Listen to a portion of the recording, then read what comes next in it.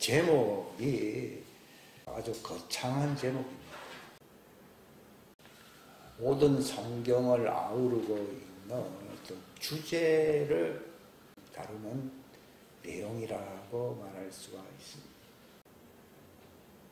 예수님께서 마지막 일주일 예루살렘에 계시면서 제자들은 제발 거기에 가지 마시라고 하셨지만 예수님은 그 예루살렘에서 핍박을 받고 모함을 받고 십자가에 돌아가시기 위하여 마지막 주간을 이걸 이제 본래 기독교에서 고난주간이라고 좀 그렇게 얘기를 합니다. 그걸 보내시려고 예루살렘에 들어가셨습니다.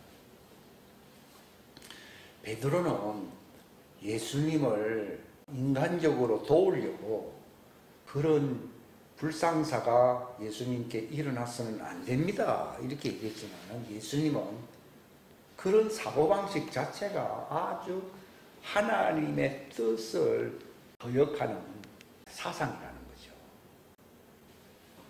그래서 예수님이 베드로를 향해서 사단이라고 얘기합니다.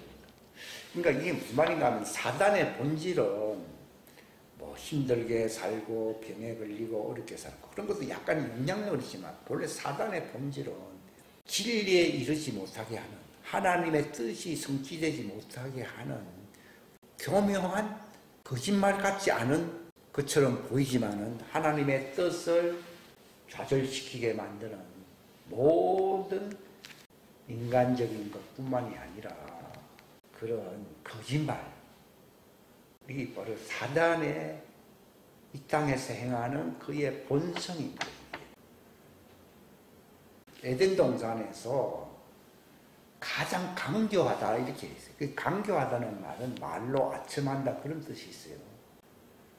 근데 바로 베드로가 강교한 사단처럼 예수님을 인간적으로 강교하게 아첨을 했어요, 안 했어요? 한 거죠. 그게 사단의 본성이에요. 이게. 뭐 괴롭히고 힘들게 하고 이런 거는 그 영향력이라고 말할 수 있지만 그러나 그 본질은 아닙니다. 본질은 강교한 것입니다. 그래서 하나님의 부르심의 목적에 이르지 못하고 네가 탈락되게 하는 거예요. 옛날에 그 어떤 입학시험을 제가 참 3번씩이나 봤는데요. 이번에는 주관식이 아니고 객관식입니다. 그래가지고 사지, 선단이 그러니까 그 중에서 하나를 택하는 거. 그 사람들은 쉽게 생각했는데 그 물음에 대한 답이 강교해, 강교 안 해요. 강교하거든요. 이걸 읽어보면 이 말 같기도 하고 이걸 읽어보면 이 말 같기도 하고 그게 정확한 답을 찾기가 좀 어렵다 이 말이에요. 지금 무슨 말인가 하면은 사단의 지혜라는 말은 참 합당하지는 않지만 사람을 속이는데 명수라는 것입니다. 그 성경에서 이기는 자라 그러니까 뭐 전쟁에서 뭐 혈육으로서 싸워. 바울도 우리의 싸움은 혈육이 아니라고 돼 있어요. 그 싸움은 뭐라고 했습니까? 사단의 아주 높은 교두보와 같은 것인데 그 생각과 사상이라고 돼 있어요. 그게 고린도후서 10장 5절에 보면은 나와 있지요. 그러니까 사단은 강교한 아지트라 할까요? 그 교두보는 그 하나님의 말씀을 흐리게 만드는 강교한 사상, 교만, 높아진 생각들 이런 것이라고 돼 있어요. 이게 사단의 본질적인 특성을 보여주고 있는 것이죠. 그러니까 이기는 자는 말은요. 저건 사람의 말이다. 저거는 사단의 말이다. 저건 세상의 말이다. 저건 속임수의 말이다. 이걸 분별하면서 하나님의 진리로서 맞대응을 할 수 있는 사람이 이기는 자이지. 그냥 내가 막 병에서 내가 이겼다. 뭐 이길 수 있겠죠. 근데 그 병 갖고도 사단이 얼마든지 병에서 낫게 하면서 실제로는 사상을 교란시킴으로써 그 혼이 지옥에 가게 할 수 있잖아요.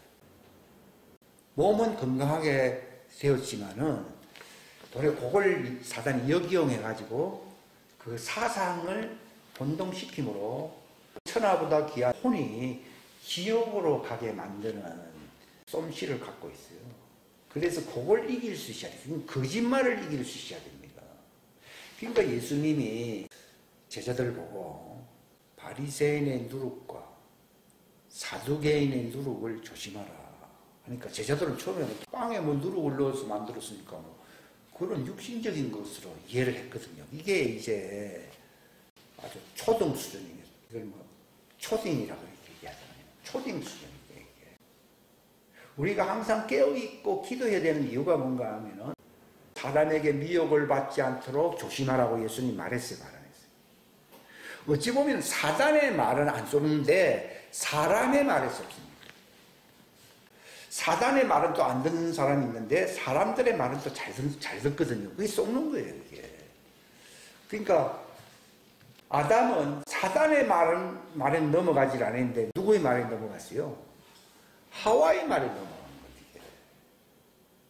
물론 하와가 뭐 그렇게 하고 싶어서 한 건 아니라 할지라도 왜냐하면 친근감이 사단은 아무리 뭐 강조하더라도 이질감을 느끼잖아요.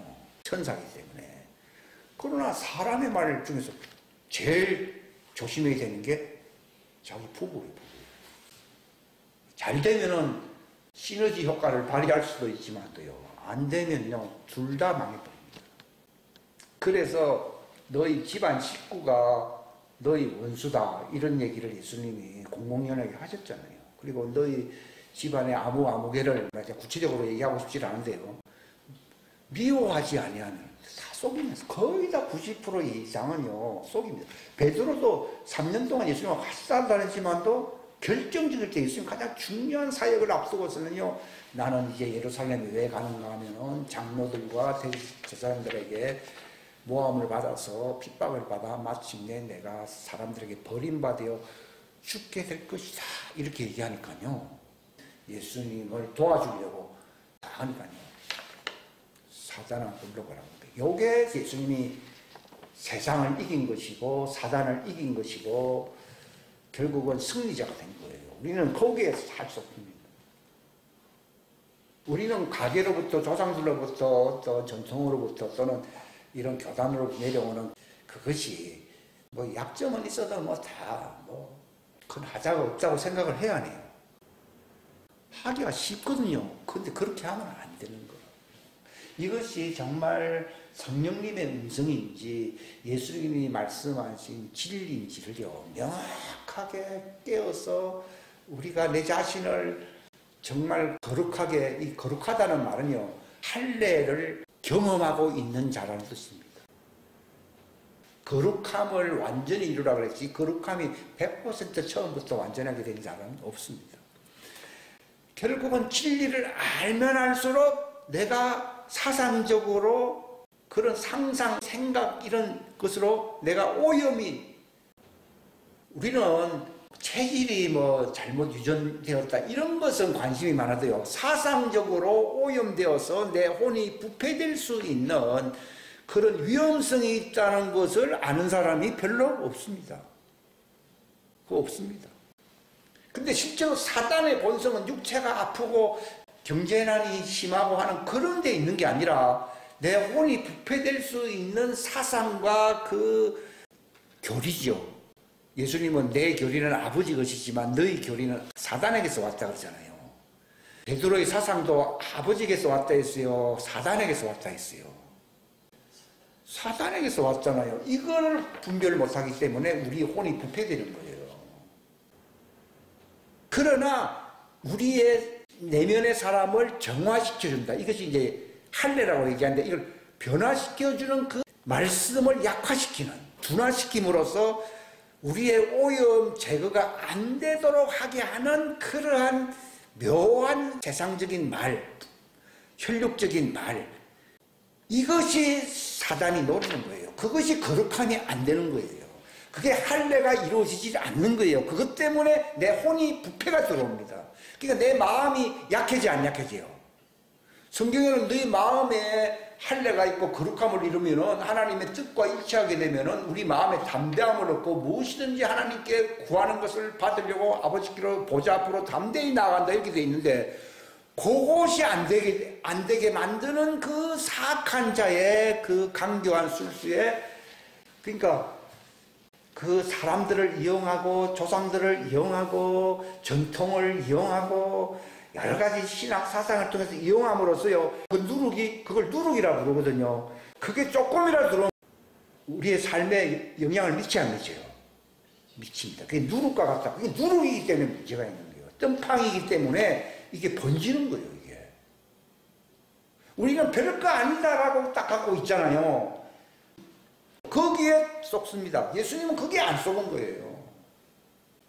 사단이 예수님을 내 말 안 들으면 너는 죽어 하면서 이런 식으로 예수님을 시험한 게 아니라 온 세상 영광을 이렇게 보여주면서 나와 함께하고 나에게 협조를 하면은 다 주겠다 이렇게 했거든요. 대부분 그게 그런 겁니다. 그게 사단의 유혹입니다. 에덴 동산에서 결국은 사단의 유혹에 넘어간 겁니다. 그래서 승리자가 되지 못한 것입니다. 그러니까 내가 진리를 안다고 말은 할 수 있습니다. 그러나 진리는 하나의 이론이 아니고 어둠을 몰아낼 수 있는, 그러니까 하나님께로부터 오지 아니한 것은 다 어둠이거든요. 성경에는 하나님께로부터 오는 것은 다 빛이기 때문에 세상을 진리로 이긴다라고 요한일서 5장에 기록되어 있죠. 그 반대로 사단으로부터 오는 것은 그것이 아무리 진리 같고 아름답게 보이고 보함직도 하고 뭐 그렇게 하잖아요. 이생에 자랑할 만한 것으로 보이고 하지만요, 그건 어둠입니다. 그것이 하나의 뜸팡이처럼 내 삶에, 내 혼에 들어오게 되거든요. 그럼 그것을 할례를 수술이라고, 아퍼레이션이 수술이라는 단어인데, 이걸 골로새서 2장의 12절에 얘기하고 있잖아요. 그 수술의 할례를 하는 말이 그 사상에, 그게 부모로부터 어릴 때 누구한테 들은 말이 있다. 내가 그런 사상에 젖어서 있다. 그러면 거기가 사단의 아지트. 그것을 핀셋으로 딱 잘라내는 겁니다. 사단이 거기에 머무르는 장소가 되지 못하게 하는 것이고요. 우리 사상에 어떤 어둠이 들어오죠. 그게 사단이 거기에 머물 수 있는 장소가 됩니다. 그러니까 예수님이 내 말을 너희가 지키고 내 말이 너희 안에 있으면 사단의 아지트가 사라지게 되고 내 거처가 된다고 예수님이 말했잖아요. 요한복음 15장에 다 그런 말이거든요. 내 말을 지키면 하는 말이겠거든요. 근데 우리는 말씀 다 지킨다. 근데 두 가지를 다 머릿속으로는 지킨다고 하지만 실제로는 어릴 때부터 내 생각과 마음과 내 양심 속에 들어와 있는, 양심은 생각에 영향을 끼치거든요. 그것이 딱 이렇게 머물고 있어요. 그래서 딱 있거든요. 이것도 갖고 있으면서 말씀을 지킨다고 하거든요. 그러니까 말씀의 효력이 안 나타나는 이유가 거기 있어요. 그 한의학자들이 그 한약 재료를 주면서 이걸 돼지고기와 함께 먹지 마시오. 또 뭐와 같이 먹지 마시고. 왜 그렇습니까? 결론은 그거 먹으면 효력이 없습니다. 이런 얘기를 하듯이요. 하나님 말씀이 효력이 미치지 못하는 이유는요, 다른 것이 들어와요. 그러니까 예수님이 나보다 앞섰다 그러잖아요. 왜 할례가 필요하냐? 성령님은 1차적인 목적은요, 하나님의 말씀으로 우리가 완벽하게 100% 변화되는 것을 방해하는 앞서 들어온 것. 그러니까 우리의 어릴 때부터 과거로부터 물려받아 왔던 그것을 잘라내는 일을 해야 해요. 그게 예수님이 먼저 나보다 앞섰다고 얘기하잖아요. 그걸 그 얘기입니다. 그게 절도요, 도덕이요, 강도라 이렇게 얘기하거든요. 그러니까 진노의 포도주, 그런 말을 제가 옛날에 했잖아요. 진리가 아닌 것은 전부 그런 겁니다. 그래서 교회 심판과 아울러서 말을 하는 사람이 심판을 먼저 받게 되는 이유가 그게 사람들에게 영향을 미칩니다.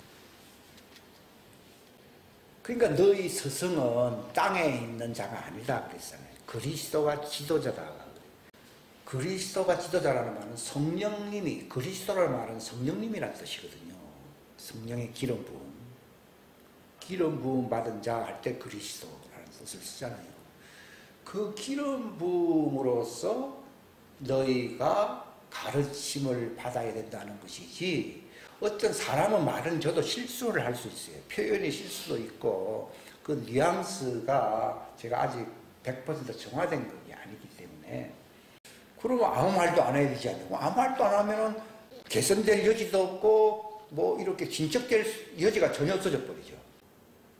그래서 하긴 하는데 우리가 알아야 되는 것은 성경 말씀이 그러한가 하고 찾아봐야 되고, 항상 성령님의 기름 부으심으로써 선악을 분별하도록 힘을 써야 되는 거예요. 물론 뭐 최선을 뭐 다하려고 노력은 하겠지만 실수가 있거든요. 사람의 말은 실수가 있습니다. 그렇기 때문에 땅에 있는 자를 지도자를 하지 말아라. 너희 지도자는 그리스도다 하는 말은 성령님이 말씀하시거든요. 그러니까 목사나 뭐 설교자라고 하는 것은요, 어느 단계에 올리기 위해서 도와주는 사람이에요. 근데 실질적으로 본원적인, 원본적인 작업은요, 내가 성경을 읽으면서 성령님의 기름 부음을 받는 거예요. 그래야지 완전하게 됩니다. 그러니까 성경을 보면서 성령님의 기름 부어지는 성경 말씀을 볼 수 있는 것이 자기가 예수님과 같은 수준이 될 수 있습니다. 그래서 저보다는 많이 배운 사람들이나 뭔가 깨달은 사람들의 그런 제가 많이 듣고 합니다. 그러나 그들도 가만 말을 들어보면 말에 실수가 있고 표현이 명확하지 않을 수가 있어요. 그런 것은 이제 내가 어느 정도 와 있기 때문에 이해를 합니다. 같은 사람이기 때문에. 그 대신 나는 뭐 들었기 때문에 끝났다는 게 아니라 내가 성경 말씀을 보면서 성령님의 기름 부음을 자꾸 받는 거예요.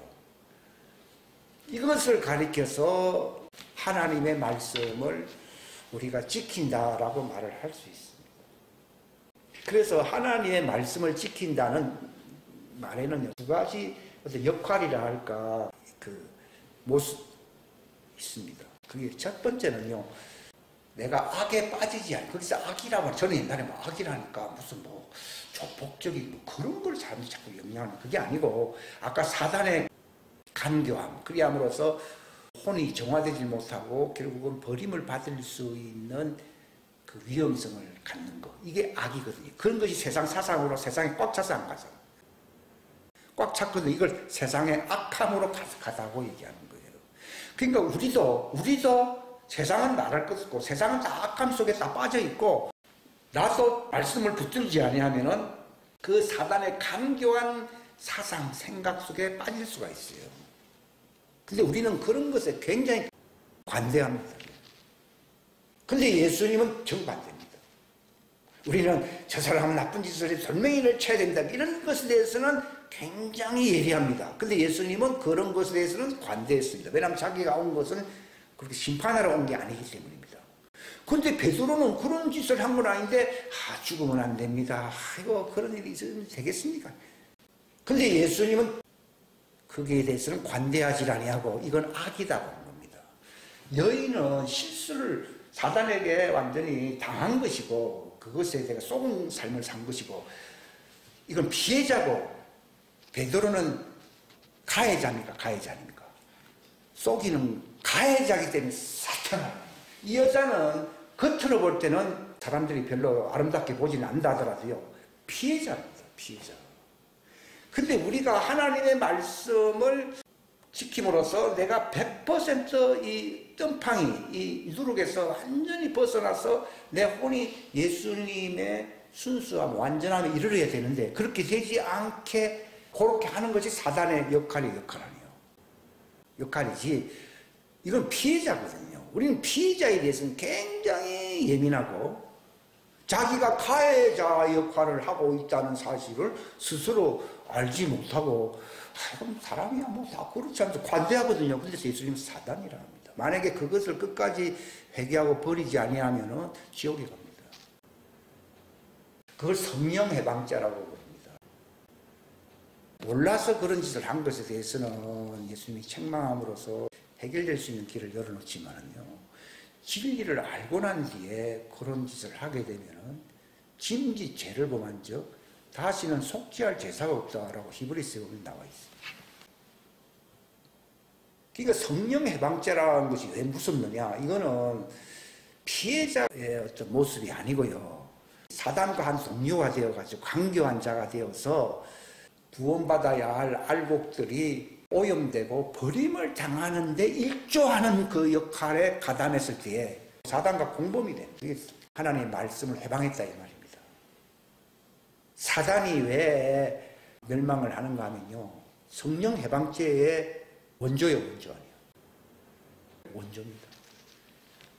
그러니까 모를 때는 거기도 쏟게 되고 그렇게 살게 되는데 이제 진리를 알고 난 뒤에 진짜 죄를 범한 적 이게 성령 해방죄가 되면은 다시는 속죄하는 제사가 없고 이 생에서도 저 생에서도 용서받지 못한다. 이렇게 요한일서 5장 그리고 복음서에 얘기를 하고 있거든요. 그걸 우리가 그냥 대충 뭐 이렇게 합니다. 별로 그런 부정적인 얘기는 사람들이 잘 듣고 싶지 않습니다. 그런데 이것을 명확하게 해야 됩니다.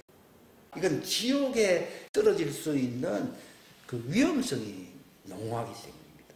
우리는 그런 데는 관대하면 안 되거든요. 그러니까 예수님이 저들이 하는 말에 저들의 누룩이 있거든요.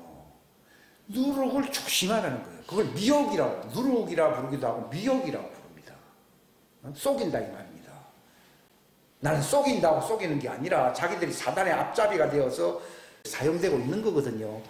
그걸 조심해. 그걸 사탄아 물러가라. 그게 어둠의 원조입니다. 핵심입니다. 그런데 자기는 스스로 잘못한 것이 없다고 하면서 진리를 대적하게 되거든요. 하나님 말씀과 일치하지 않는 것은 전부 거짓말입니다. 그것이 성령 해방죄거든요. 이것이 어두움의 핵심입니다. 왜 사단을 어두움이라고 얘기하는가 하면은 그에게는 진리가 없고 거짓말쟁이 아비라고 요한복음 8장에 예수님 얘기했잖아요. 그러니까 거짓말이냐 아니냐라고 해서 흑암이냐 빛이 이렇게 양분되는 것이지 저 사람이 뭐 사단의 피해를 봐서 힘들게 산다. 그런가 관계 있는 게 아니에요. 그렇기 때문에 신앙생활에서 가장 중요한 것은 예수님 그랬잖아요. 내 눈이 밝으면은 빛이 들어오는 것처럼 네 속이 훤하게 밝게 되지만도 내 눈이라는 것은 그게 생각, 사상을 얘기하거든요. 너희 지각의 눈을 밝힌다는 말이 있어야 했어요. 그게 생각이 딱 잘못 들어오잖아요. 그 순간에 내가 뭐 나쁜 짓을 안 했는지 몰라도 사단과 한 통속이 되는 성령 해방죄를 짓는 그 위험성에 떨어지게 됩니다. 기독교의 뭐 어떤 교리를 총망라했다 뭐 이렇게 자랑하고 있는 칼빈이라는 사람인데 그 말 자체가 다 틀린 말입니다. 그런 말을 쓸 수가 없습니다. 세상은요. 무슨 기독교 교리를 총망라해서 뭐 완벽하다 그랬습니까? 근데 문제는 내가 그 사람의 어떤 실력을 무시한다는 게 아니지만 그것이 말씀에 인용된 부분은 맞는지 모르지만 그의 사상이 들어가 있어야 했어요. 그게 사단인 거예요. 그래서 가르치는 사람이 굉장히 조심해야 되는 거지. 나는 몰랐을 때는 하나님 묵인하는 거죠. 그러나 이제 진리가 들어오게 되면은 이제는 그런 것을 다 버려야 되는 거예요. 바울이 몰랐을 때는 율법적으로 자기의 행위로 율법의 의로 살았지만요. 그 빛이 들어오고 진리가 들어왔을 때는 내게 유익하던 것을 다 뭐라 했습니까? 거기서 유익하다는 말이 뭐 돈벌이가 잘 되는 뭐 집안에 뭐 금덩어리가 있는 것을 버렸다 그런 얘기가 아니라 자기는 그 지식 가지고 살아가는 사람이잖아요. 그게 다 인간적인 우리가 탈무드라든지 미시나라든지 이런 것이요. 그게 다 겉으로 보면은 참 정통처럼 보일 수는 있어요. 그래서 많은 유대인들이나 많은 사람들이 거기에 빠져 있는데요. 그게 인간적인 사단의 누룩이 들어가 있어 안 들어가 있어요? 들어가 있는 거예요. 그러니까 그 책에 어디 보면 간증이 나와 있거든요. 그 천국에 올라가는데 하나님이 보여주시더라고요. 자기가 장로교인인지 그는 몰랐는데 원래 장로교의 원조가 뭐 칼빈. 근데 칼빈이 지옥에 와 있는 거예요. 그 왜 거기 왔느냐? 자기 말을 했다는 겁니다. 근데 그 사람만 자기 말 합니까? 오늘날 거의 대부분이 자기 말 합니까? 너희 의가 바리새인들의 그 행위의 의보다 월등히 낫지 않으면 결단코 천국에 못 들어간다고 되어 있거든요. 그것은요, 생각, 사상이 완전히 하나님의 뜻과 일치해야 된다는 얘기예요. 그러니까 회개라고 하는 말 자체가 메타노에테 뜻인데, 생각이 전환된다는 것을 얘기하거든요. 전향된다고. 그게 어떤 생각과 전향된다는 겁니까? 하나님의 말씀과 전향이 되어가지고서 그것이 나에게 할례가 일어나든지 내가 회개함으로써 흰옷을 입게 하든지 그 효력이 나타나야 돼요. 그러니까 구원은 할례로서 세마포 옷을 입든지 회개를 함으로써 흰옷을 입든지 그 둘의 역사가 일어나야만이 이게 전향이 된 거예요. 이게 하나님의 말씀으로 사는 사람들인 것이에요. 효력이 안 나타나잖아요. 그것은 100% 생각의 전향이 일어나지 아니했어요. 그러니까 복음의 말씀이 왜 위대하는가 하면 예수님의 진리의 말씀을 딱 받아들이게 되면 자기 생각의 전향이 일어난다는 겁니다. 왜냐하면 그건 빛이기 때문에. 율법 아래에 있는 사람들은 어두운 가운데 있거든요. 새벽녘이 되면은 어둠이 깨져버리잖아요. 그런 것처럼 어두운 가운데 있는데 생명의 빛의 말씀을 딱 듣게 되면요, 이것이 약하긴 하더라도 쫙 빛이 들어옵니다. 그럼으로써 내가 어둠에 있었구나. 내가 10가지 나쁜 짓을 했어요. 10가지는 나쁜 짓을 하는 게 아니라 100가지가 아니라 1000가지가 아니라 10,000가지 넘습니다. 이건 먼지와도 같습니다. 즉 회개한다는 말은 내가 뭐 가지수가 10가지가 있다, 100가지가 있다 그런 얘기가 아니라 어둠이 어둠하니요. 어둠에 있었구나 이걸 아는 거예요. 근데 어둠을 밝히는 것이 진리의 빛이거든요. 그 빛이 들어올 때에 내가 어둠이구나. 이 속에서는 내가 지옥 어둠에 가는 거구나 하는 것으로 주여 나를 살려주소서 이렇게 되면은 하나님이 생기를 불어넣음으로써 그들을 치료해 줍니다. 저렇게. 저기 사울이 회개하니까 하나님이 생기를 불어넣어서 안 넣었어요. 넣었지만도 그가 또 생각이 또 이제 교만하게 되어서 하나님 명령을 안 지키게 되니까 생기는 떠나갔다 그랬잖아요. 생기는 떠나가고 그게 흰옷을 입었다는 뜻이에요. 그 생기가. 그게 생기는 성령을 얘기하는 게 아니라 흰옷으로 덮어준다는 겁니다. 근데 자기가 사무엘의 말을 듣고도 건방지게 자기가 왕이 되었다고 해서 그런지 모르지만은 안 지키게 되니까 왕이 사술의 죄를 범했다 하면서 결국은 하나님의 영이 떠나고 하나님이 회복시켜주질 않았잖아요. 끝나는 거예요. 그게 이제 구약시대 종들에게 오늘날도 마찬가지로. 그러니까 회개하는 사람들이라 회개라는 말이 빛이 딱 들어올 때 내가 어둠에 있었군요. 주님 나를 도우소서. 그럴 때 하나님이 죄를 사해 주시면서 흰옷을 덮어주는 거예요. 그러므로서 생기가 들어옵니다. 옛날 구약시대 때도 들어왔으니까. 그런데 이제 딴 마음을 품게 되니까 생기가 떠나야 하잖아요. 그때 여호와의 신이라 그러겠지요. 여호와의 영이 사무엘상 봅니다. 떠나버립니다. 근데 이것은 종들이기 때문에 그 수준에서만 하나님의 은혜를 베푸는 것이고, 그러나 예수님으로 말미암는 하나님이 자녀에게 주는 것은 은혜 위에 은혜 아니요. 그거는 떠나가지 아니하고 영원히 함께한다는 뜻이 있습니다. 이것은 제한적인 그런 은혜가 아니라 무제한적인 은혜. 왜 무제한적인가 하면은 그의 태생이 흑암이 아니기 때문이에요. 그 차이입니다. 흑암이면서 흑암 아니라고 거짓말하고 하나님의 명령 안 지키게 되면은 흑암을 치료해주고 이걸 흰옷으로서 죄를 사해주는, 흰옷은 죄를 사해준다는 의미가 있거든요. 덮어준다. 그걸 못 받게 되는 거죠. 그러니까 죄가 있으면서 죄 없다고 하니 그 죄가 덮어지질 아니하고 그대로 있다고 예수님이 요한복음 9장에 얘기했잖아요. 그렇기 때문에 그것을 회개하지 아니하니까 그 기회를 놓친다는 것이 그들의 은혜의 한계점입니다.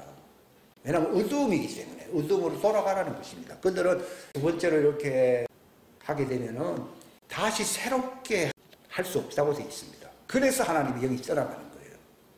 빛이 들어왔고 하나님의 빛을 맛보아서 안 맛보세요. 맛 좀 보았는데 다시 타락하여 어두움으로 돌아가서 안 돌아가세요. 하게 되면 하나님 또 하면 되지 않냐 하지만요. 진리를 알고 난 뒤에 어둠이 됐을 때는요. 그게 이제 사단에게 그전에도 사단에게 접혀 있었는데 이제는 사단에게 완전히 잡히기 때문에 그게 디모데서에 보게 되면은 사단의 정죄에 빠진다 이런 말이 있어요. 그게 이제 용서받지 못하는 죄에 빠지게 되는 거예요. 그러니까 다시 속죄할 제사가 없어져 버린 거예요. 근데 그렇게 된 사람들이 많아요, 저거요. 많습니다. 발람이라고 하는 사람은 선지자였지만도 그 죄에 빠져서 안 빠졌어요. 빠지니까 그가 용서를 받아. 난 옛날에 그렇게 이스라엘을 위해서 좋은 예언도 하고 다 합니다. 목회도 하고 다 할 수 있습니다. 그러나 끝난 겁니다. 그게 성령 해방죄라고 하는 것은요. 마귀와 같아졌다는 것을 얘기하는 겁니다. 그래서 성경에 속죄할 제사가 없다고 얘기하고 금세에서나 내세에서나 용서를 받지 못한다라고 얘기합니다. 그것은 아이고 하나님 더 봐주면 되죠. 그게 아니라 그건 하나님도 못하는 거예요. 우리 생각에는 하나님 이왕한 김에 조금 관용을 베풀어주고 저도 인간적으로 과거에 그런 생각을 했어요. 아니 사울이 뭐 그랬지만 한 번 더 봐주면 민수기에 보게 되면은 바알볼에 부속되었다는 말을 했어요 안 했어요?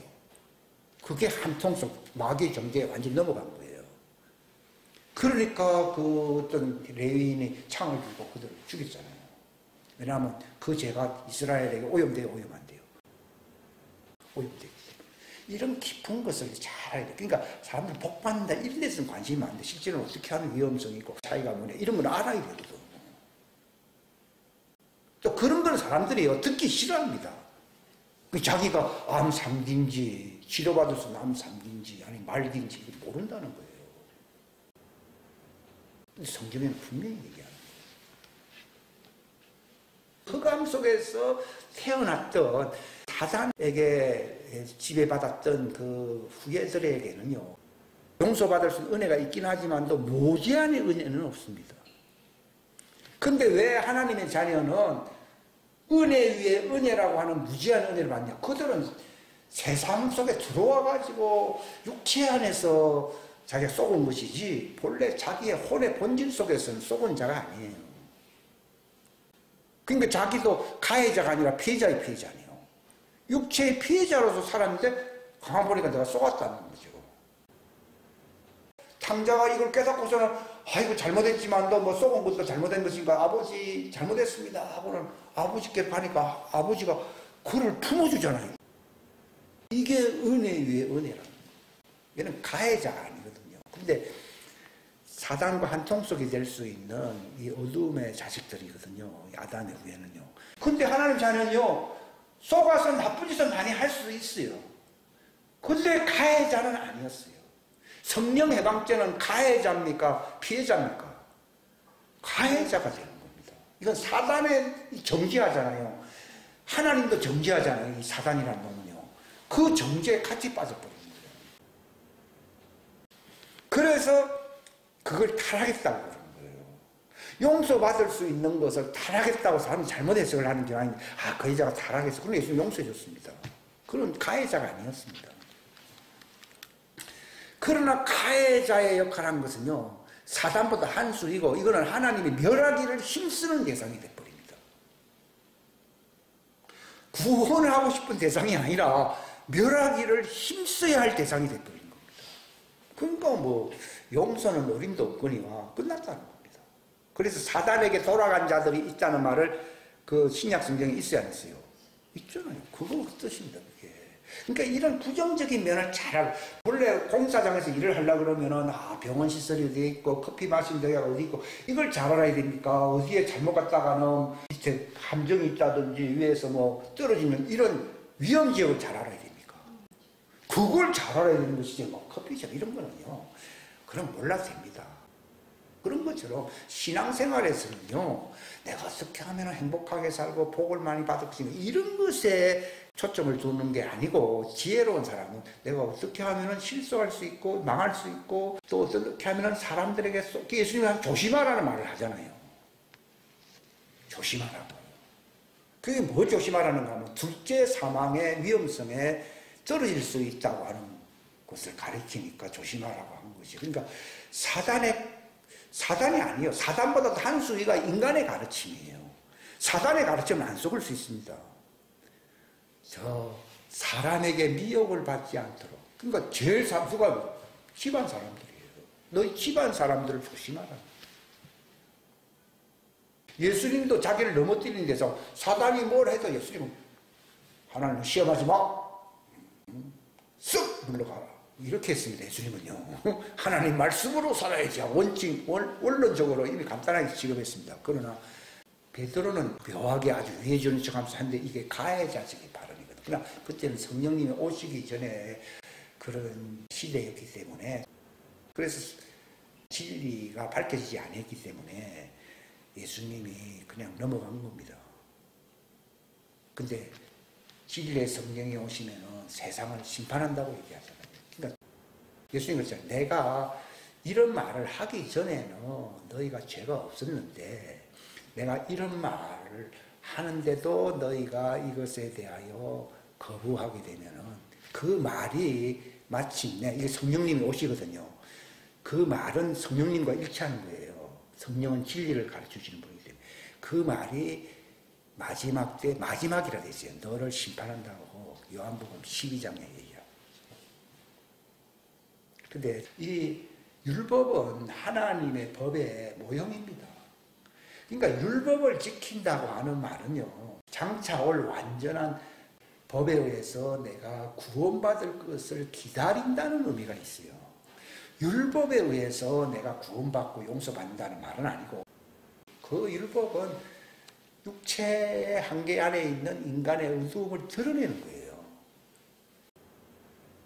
그러나 예수님이 오셔서 율법보다 큰 이가 여기 있다고 얘기하잖아요.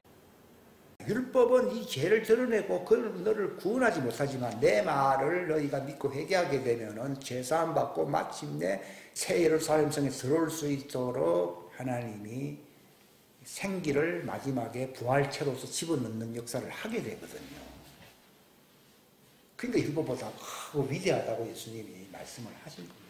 예. 이건 대단히 중요한 건데요. 그러니까 성경은 율법 얘기도 나왔다가 하나님 법 얘기도 나왔다가 도무지 구별이 안 되네요. 그렇죠. 문맥으로 알아야 됩니다.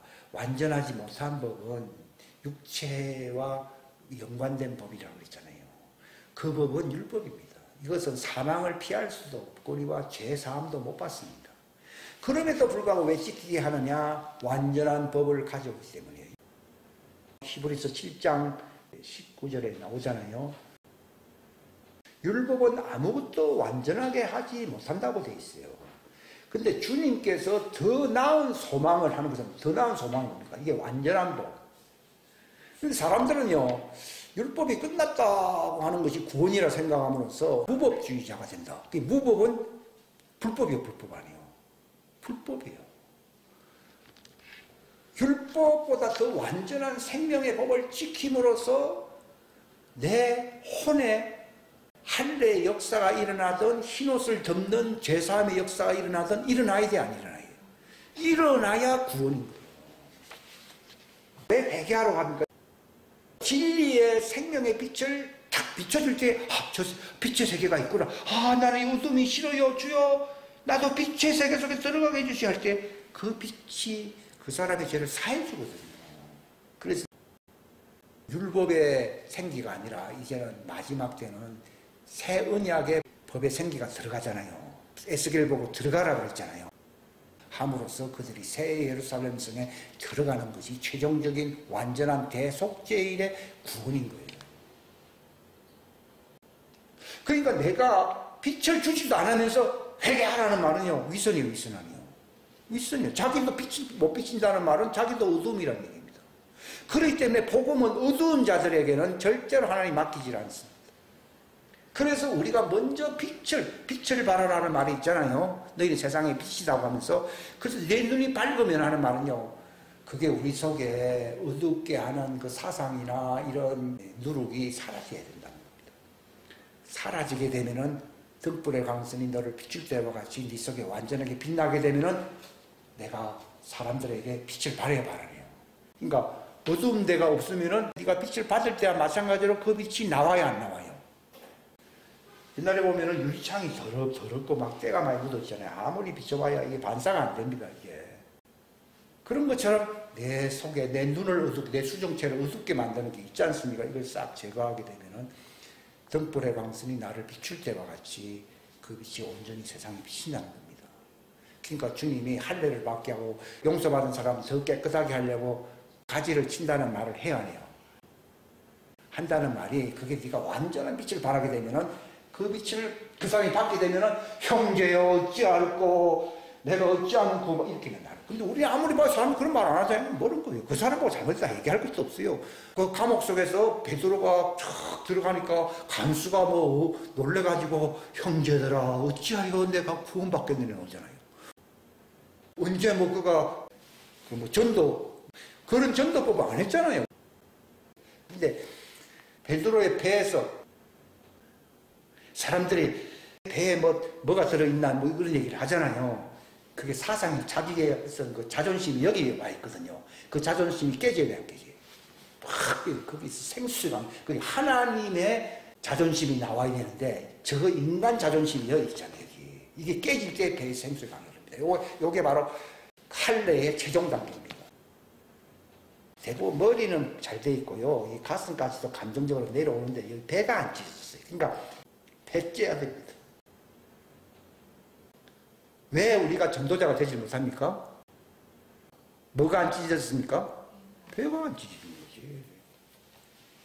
그러면 전도자가 아니에요. 그래서 제가 아직도 아니라는 것이 그 얘기입니다. 그러니까 내게는 근거는 없지만도 예수 이름의 강이 흘러야 안 흘러요?